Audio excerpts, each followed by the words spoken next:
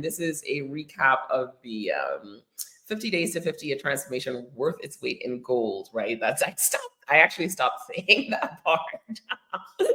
I was just like, 50 days to 50. So we decided that we were going to run a campaign, 50 days to 50. I think like day, I don't know, like maybe 5 days to 50. And I was like, hey, team, we're running a campaign. We're going to make it all work. It's going to be amazing. Why is my brother calling me right now? I'm like, I'm live. Can't talk to you. Anyway, so in running this campaign, we really wanted to make sure that thank you so much, Deborah. We wanted to take an opportunity to see, what could come out of this campaign. So it was about a few things. It was about, number one, creating relevant content.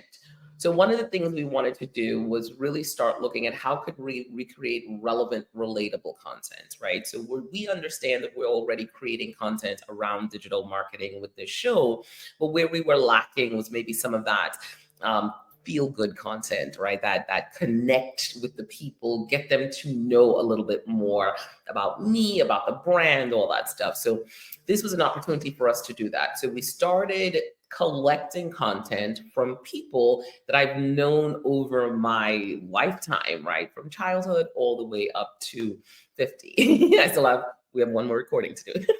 It's you, Michelle. So, right. Yeah, we stay here today.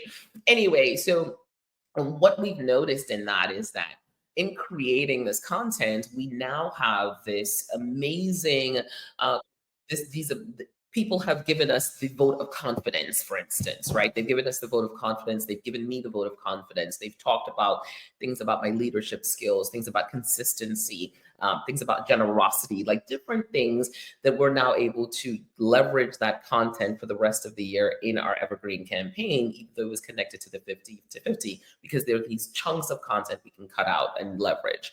I think someone talked about the analytics and how I was really into the analytics. My old boss talked about that, right? So that's something we can definitely utilize in our content strategy. So we always talk about being content rich. Now we're like content like billionaires.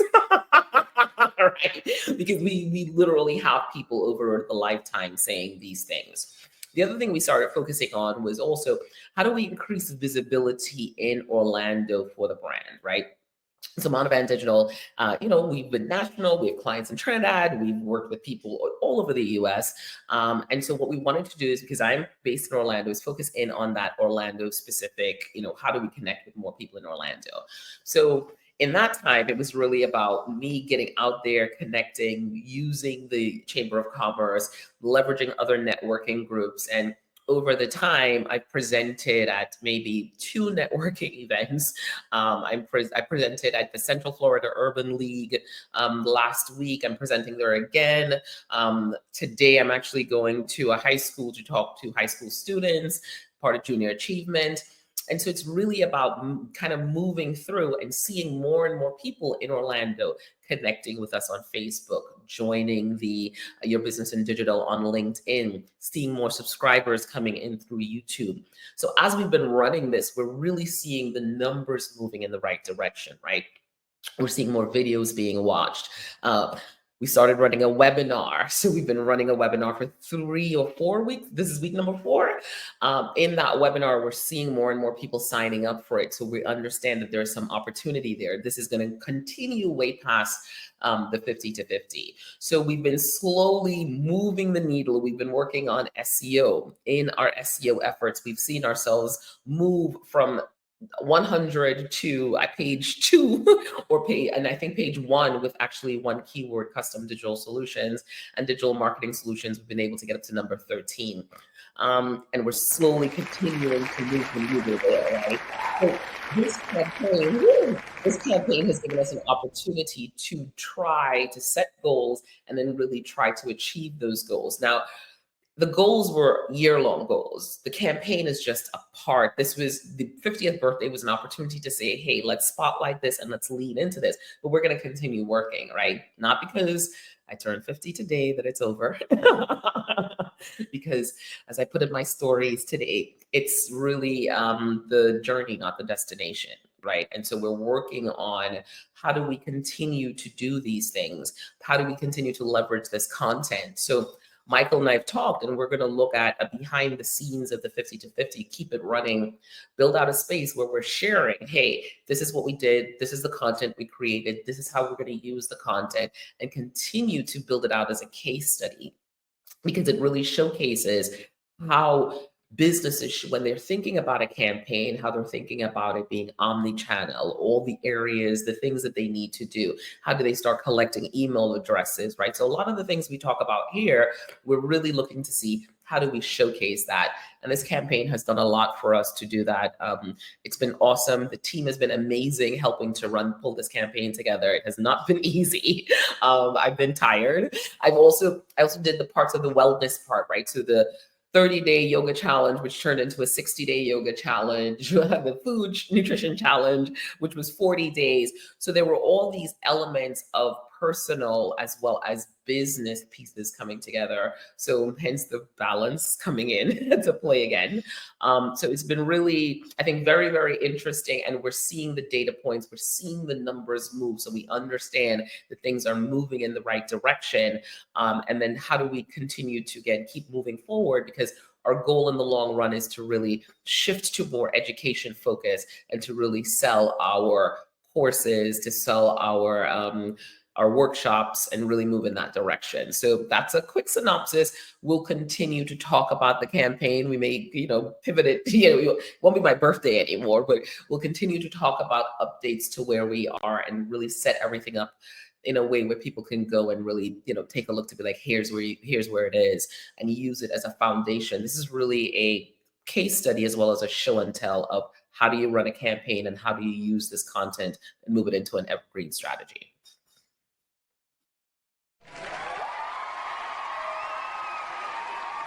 Any questions? No, but just a comment. So really glad to be part of it. And that 50 to 50 campaign is really an example of holistic strategy. It definitely showed us, what relatability really looks like for our ideal customers. I think it even served to do some things that we didn't know it would do.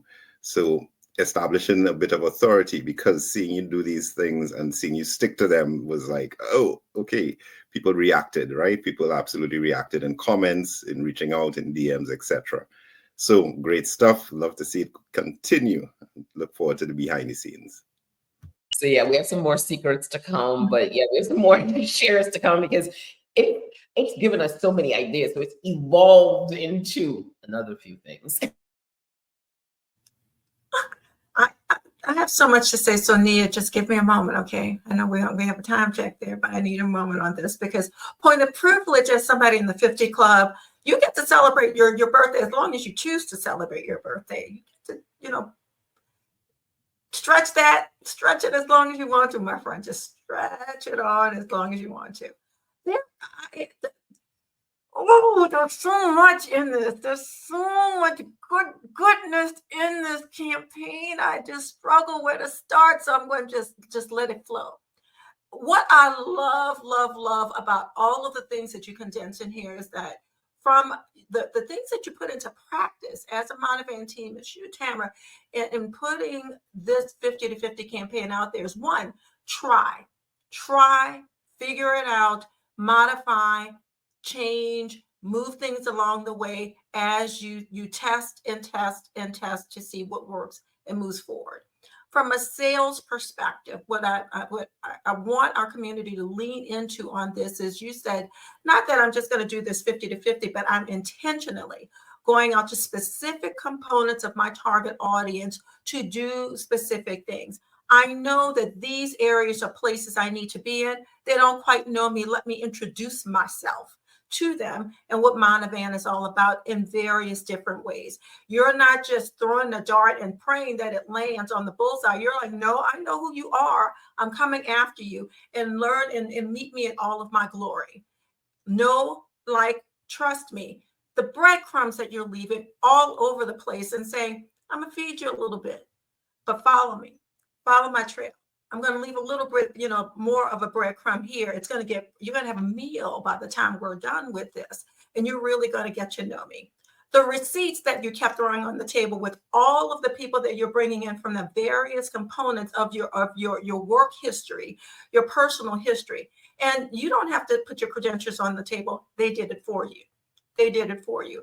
I enjoyed a number of things that everybody said that leaned into not just who you were as a business person, but why a business can know, like, and trust you.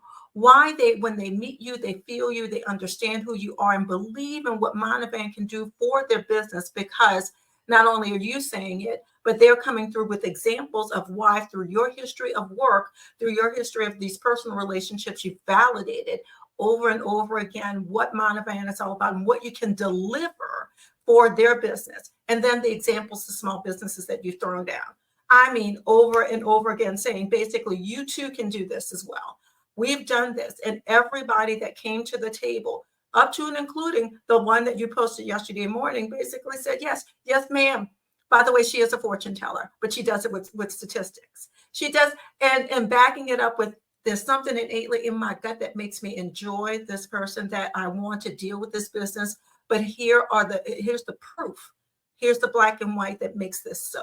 So from a sales perspective, this was game on, A1, masterclass on an example of how to do this, even when you're pulling it in at a short form last minute. So Nia, forgive me, but I think we needed to give flowers where they were due while we are breathing and in this space that this was made for. So kudos to you, Michael, Nia, Chantal. I know it took a village to get this done, but this was a showcase of how to do this and how to modify and to be successful and not quit, just keep modifying and stretching and pulling that thread throughout the year. This is crazy. This is fabulous. Thank you so much.